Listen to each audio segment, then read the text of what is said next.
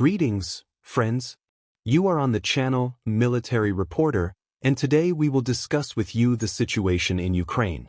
After Russian units managed to almost completely clear the Sumy district, apparently the military leadership of the Russian Federation decided to take a small pause. But not from the point of view that any negotiations are underway. Perhaps the Russian side is planning to stop offensive activity altogether? At the moment, along the entire line of contact, there are several very important, let's say, settlements and strategic defense nodes where it is possible to invest quite a lot of resources, personnel, FPV drone operators, equipment and so on. This will allow for the development of one offensive or another. Such possible operations include the Pokrovskaya offensive, as well as the Konstantinovskaya and Severskaya-Slavianskaya operations. That is, there are many places where it is possible to advance. But apparently at the moment the Russian leadership and the Russian army do not have enough resources to conduct combat operations in the format of large-scale offensives along the entire line of contact. This is generally understandable, which is why decisions are apparently being made now about where the Russian army will move next. But even despite this short operational pause while decisions are being made, perhaps they have already been made, the process of redeployment and regrouping of Russian units is underway. Russian army activity is likely to peak at its maximum level in the near future. But despite all this, there are a few parts of the front where the Russian army is still moving. Well, let's start with the Sudzhansky Bulge. Despite the, shall we say, dizzying success of the Russian units in the first days of the offensive after the landing in the area of the village of Kazakya-Lakhnya, at the moment we see that the pace of the Russian army's offensive is gradually slowing down. If in the first days of the offensive literally every day there were objective control footage and various notifications and reports from specialized agencies, according to which the Russian units managed to take control of this or that settlement over the next 24 hours, now the situation is different. The closer the Russian army moves to the border, the closer it comes to Sumy region itself, the slower the pace of the offensive becomes. This is due to many factors. First, if we talk about Sudzha itself, there is a huge amount of abandoned equipment, including trophy equipment. Secondly, it turned out that a large number of civilians are still present in the area and have survived, with whom it is now necessary to conduct filtering procedures. There are also a large number of traps and abandoned weapons present.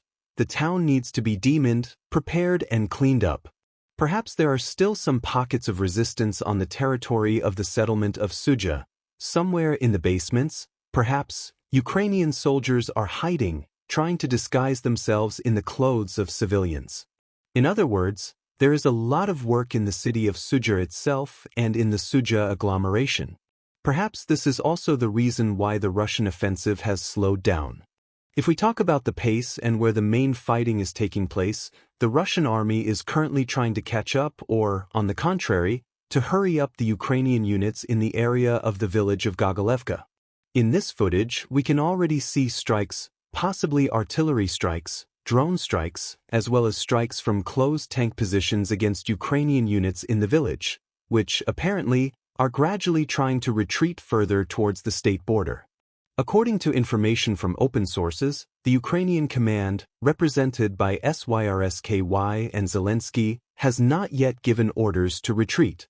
We can assume that perhaps we will see at least some resistance from the AFU on the territory of Gogolevka, the kind of resistance that might have been expected on the territory of the same Martinivka and Kazakh-Lakhnya during the first days of the offensive.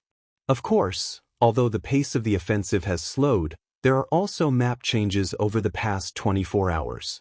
Basically, the map on the Sudzhansky Bulge for the past day was not adjusted in favor of the Russian Federation. However, on the basis of objective control footage or on the basis of some videos published by either the Russian or the Ukrainian side, we can see how the territories, let's say, from the status of Ukrainian units' control to the status of disputed territories. According to some reliable sources, there is indeed an advance in one place or another. For example, there has been an advance by Russian units in the fields between the village of Sverdlikivka and the village of Gogolevka, although no footage has been published in this regard.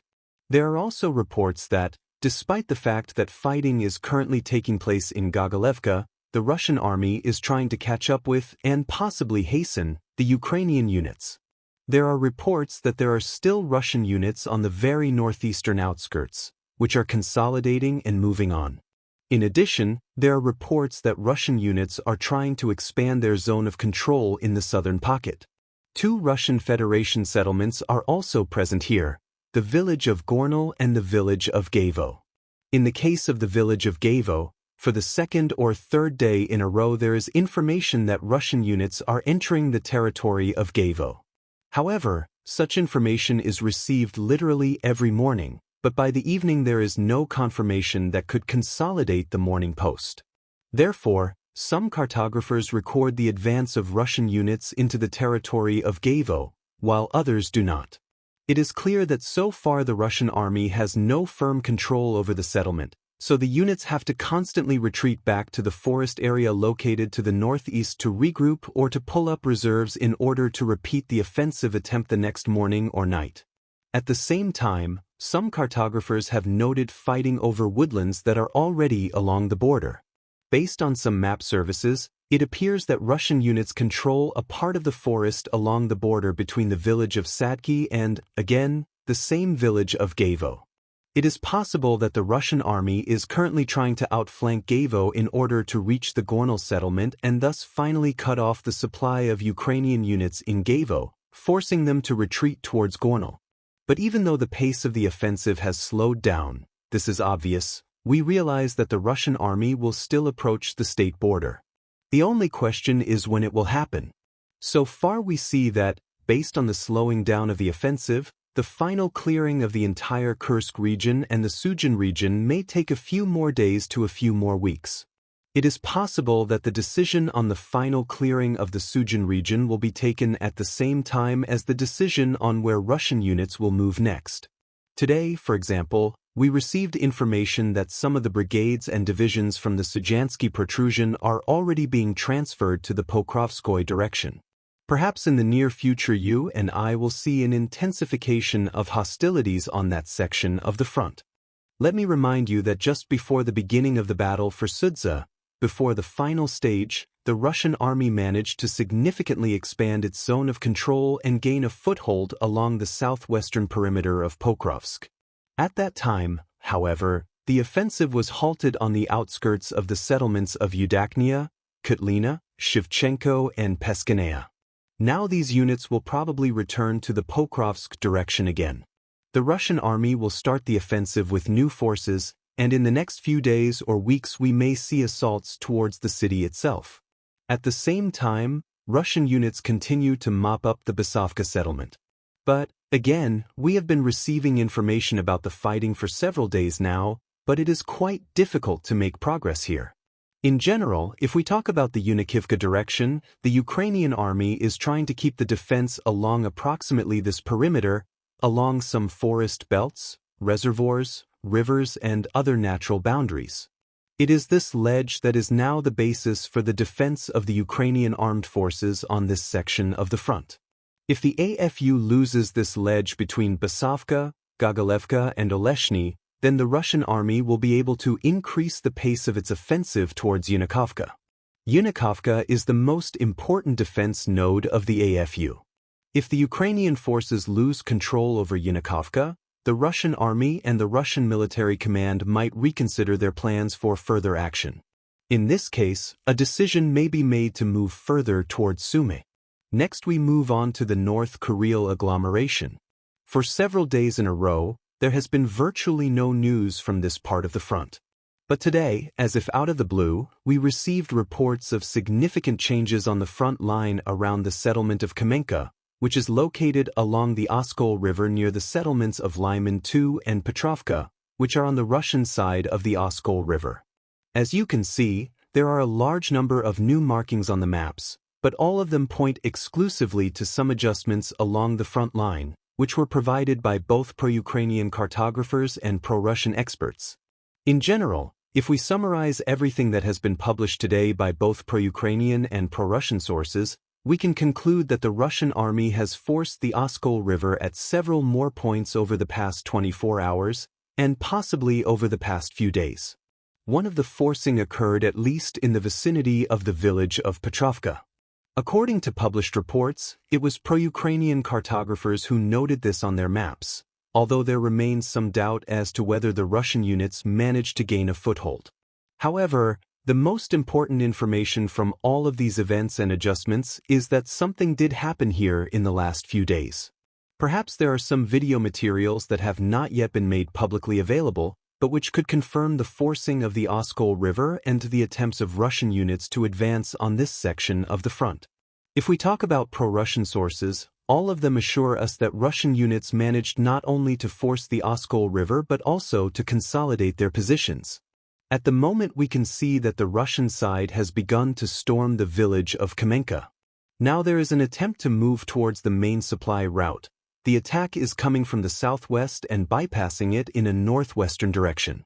According to pro-Russian sources, Russian units have also forded the Oskol River to the east of the village of Kamenka.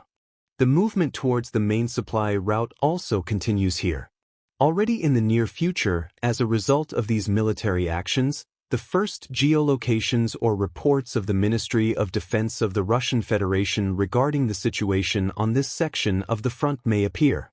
And in the near future this entire area will be marked as occupied.